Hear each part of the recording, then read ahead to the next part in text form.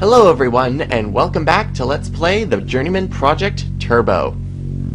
Last time, we went back to the land of the dinosaurs and picked up the Journeyman historical log. So now we're back at the TSA in order to compare it to how time has changed because of the temporal rip. The Matrix is right outside the elevator. Or maybe it isn't. Maybe not. No, it's definitely not. So yeah, we're back in the present after the land of the dinosaurs, and at this point the temporal rip has reached the present. Which pretty much means that time has changed. However, the TSA looks pretty much the same. That's kind of odd. No temporal rip detected. Entry denied. And it's also saying that there's no temporal rip. So there has been points of, yes, there has been changes in the temporal rip status unresolved. Exit not allowed. You said there wasn't a rip, and now you're saying there is a rip. Make up your mind, computer. But anyway, the TSA has changed. However, the only difference is that it's kind of contradicting itself, really. However, in Pegasus Prime, they, of course, explain it a lot better. The TSA still has Pegasus. Pegasus still exists and all of that good stuff. However, the TSA works a bit different in terms of time travel and its goals. It no longer protects history, now it does reconnaissance missions using Pegasus. So, reconnaissance missions in time. The TSA has become more militaristic. One of the differences is that the TSA commissioner is now a TSA commander. But anyway, that's kind of the difference there. Insert log disk to initiate historical reconfiguration and comparison. So you can see on the map here, there's actually 3 spots where time has changed, and the rip, starting from 2112, has made its way to the present. So what we gotta do is we have to compare this disk in the left, which we can't have access to, which is the changed disks, to the historical log, which remains unchanged. And also enter our 3rd code of copyright protection. I just don't like the spacing of these codes, that's all. Let me put this in.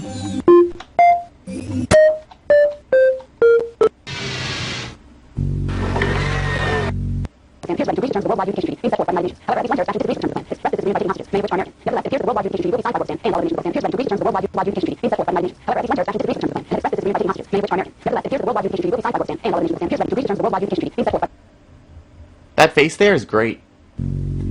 So it looks like we have 4 areas where time has changed. We have 2112, 2185, 2310, and 2308. Not a temporal rip, so we don't have to go 10 years back in the future, but because of the temporal rip, it became a related event. So we're actually going to start with 2112. Now we can see here that we have the unaltered data, which is what is supposed to happen, and the altered data, which has been changed. So let's listen to what it's supposed to be.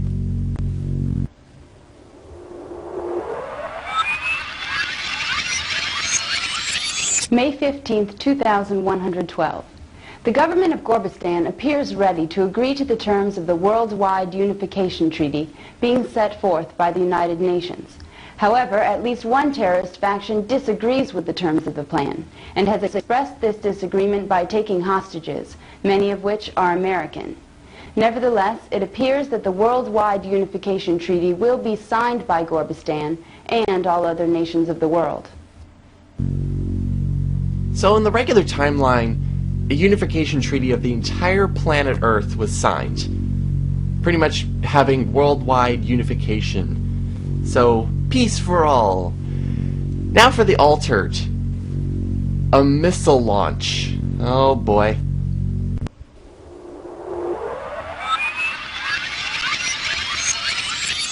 5/15/2112, 1400 hours. Amid negotiations to work out the final details of the Worldwide Unification Treaty, a nuclear missile was launched today by the United States toward the country of Gorbistan. The missile, however, self-destructed before actually touching down. Before the scare, the leaders of this country appeared ready to accept the terms of the peace plan. Certain terrorist factions, on the other hand, expressed their disapproval by taking hostages, some American. Although U.S. government officials have repeatedly stated that they do not understand how the missile could have been launched, other foreign governments have already said that they cannot possibly sign a treaty with a country that would use such scare tactics.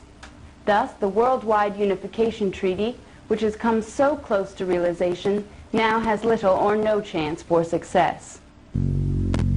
So, because of a missile launch against Gorbistan, pretty much just major tension was created around the world with terrorist groups and Americans. Hostages were still taken. However, in terms of the missile launch, everybody was just on edge. So, the treaty was never signed, which means that planet Earth is still very much afraid of each other. So there we go. Now you can see between these two faces, I'm just going to say this, like Kristi Pado over here, which is the persona for the computer-generated TSA computer, I'm not sure if this is the same person or another one. I'm not sure. Probably it is. If it isn't, I have no idea who it is because I haven't found that information out. Now for the next one, we have to go to Mars, apparently.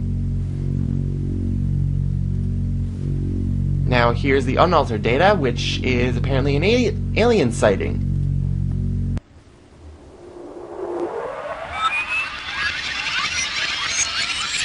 August 3rd, 2185. Early today, the pilot of a cargo shuttle approaching the Morimoto Mars colony spotted an unidentified spacecraft hovering over the colony. The sighting was verified by landing bay scanners and immediately reported to Earth.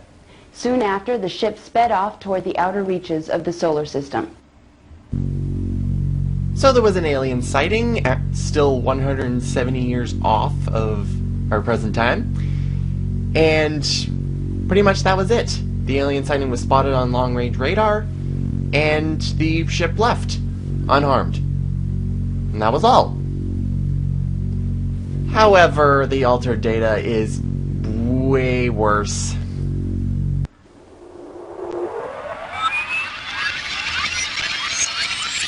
H3-2185, 0800 hours.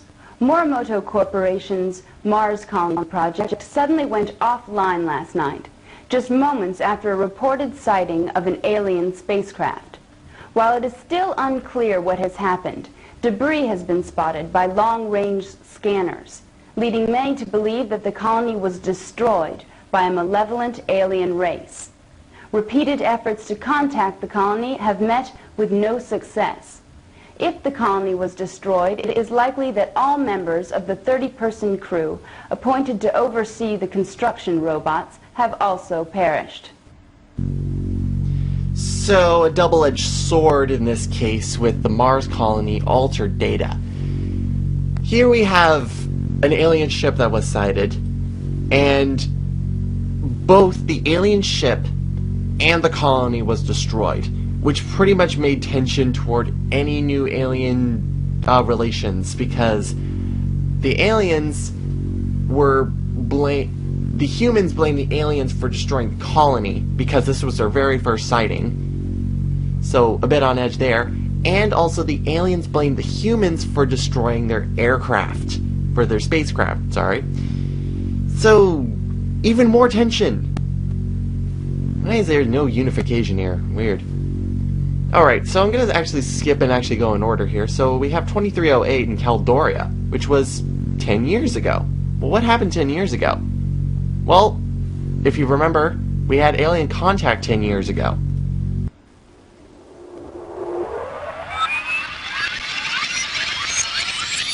November 6, 2308. More than a century after the first recorded sighting of a UFO, aliens have finally made contact with us. Early this morning, a huge triangular-shaped vehicle entered into Earth's orbit. After 3 hours, the spacecraft came through the atmosphere and hovered over Caldoria. Moments later, the following message was transmitted over all communications frequencies. We are the Sorolans. Please do not be alarmed. We have come because we feel that you are ready. You have reached the point where you are no longer dangerous to yourselves or others.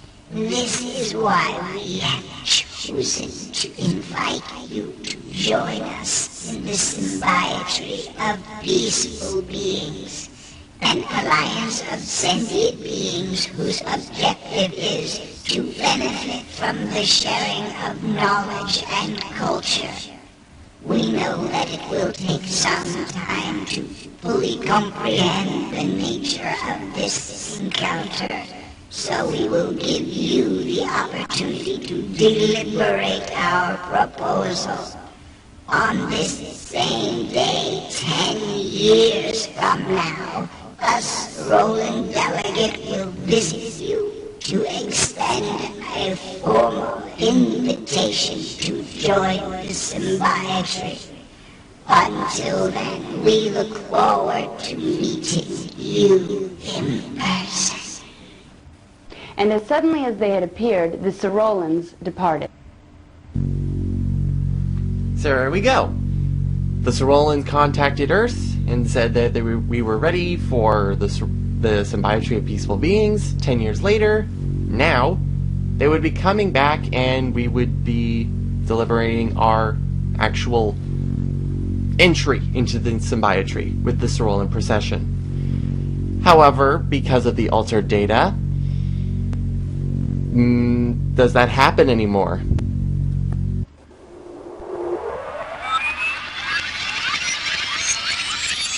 (11 6/2308), 2300 hours. Today, 123 years after the first official UFO encounter, an alien spacecraft entered Earth's orbit. After several hours of silence and mounting tension, the aliens transmitted the following message over all communications frequencies. We will return when you are ready. While no one is quite sure what this message means, many people have voiced concern about interacting with a potentially dangerous alien race. So the altered data pretty much says that we are not ready yet. The original data says that we are no longer a danger to ourselves. Because of the altered data and the previous events that have happened, which created massive tension, no longer are we invited into the symbiotry of peaceful beings, which means that the present date today means nothing. However, 2 years later, something happened at the World Science Center in Sydney, Australia. There was a pro-alien rally.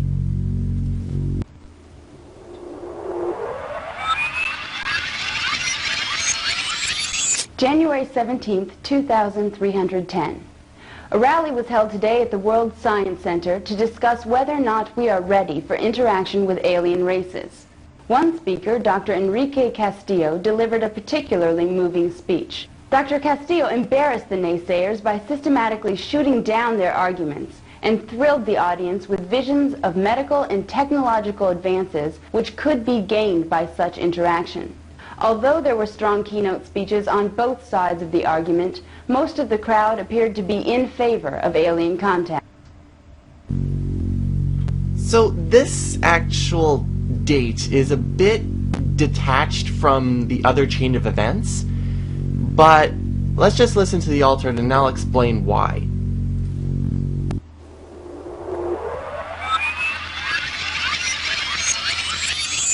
(1 17/2310), 1700 hours. A bizarre accident during a rally to deliberate the pros and cons of alien contact left a man dead earlier today. Dr. Enrique Castillo was pronounced dead on arrival at the Sydney Medical Complex after a freak accident on stage at the World Science Center. Dr. Castillo was one of the few at the rally who still believed that contact with an alien race would be beneficial to humanity. Although his views were not mainstream, Dr. Castillo's contributions to the pro-alien movement will be greatly missed. So instead of the unaltered data, which said that he pretty much put in a lot of points in his debate against for being having a relationship with alien races, instead he was assassinated. Now, I said this was detached because this happens 2 years after the Sorolans give their pretty much transmission for 10 years later we will come back and see if you're ready to join.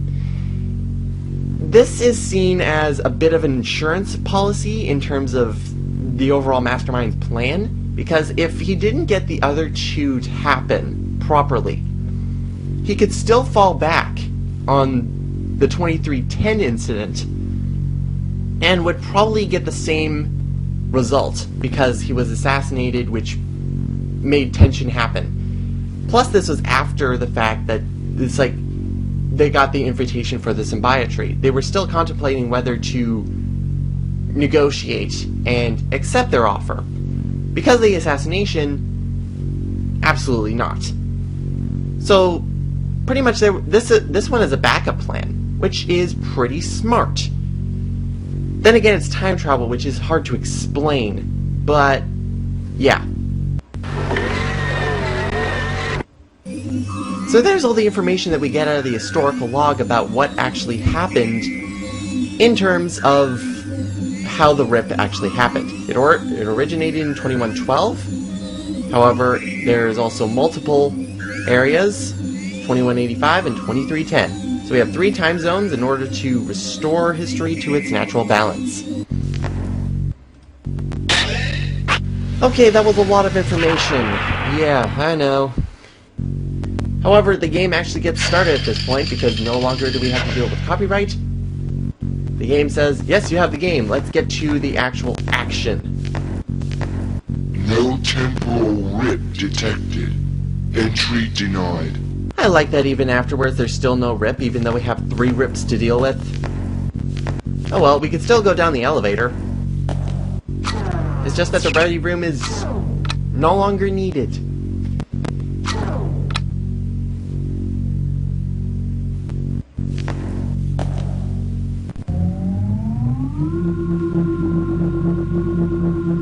Now, I will say one thing about the TSA and Pegasus Prime at this point. They actually throw a puzzle at you in order to get back down to Pegasus, because the commander, actually at this point, kind of is a bit wary of you because you're not part of this time period. So actually you're locked into the command center because of your kind of odd actions that you're taking. They know about time rips and all that jazz, but it's still a bit weird. So they lock you in and have the robots at the entrance guard the command center, and what you have to do is access the central computer in order to make sure you have a clear path to Pegasus. It's actually a very lame puzzle. But there's some additions for the TSA at this point, because as you see here, it's still completely vacant and still exactly the same. But that's pretty much it.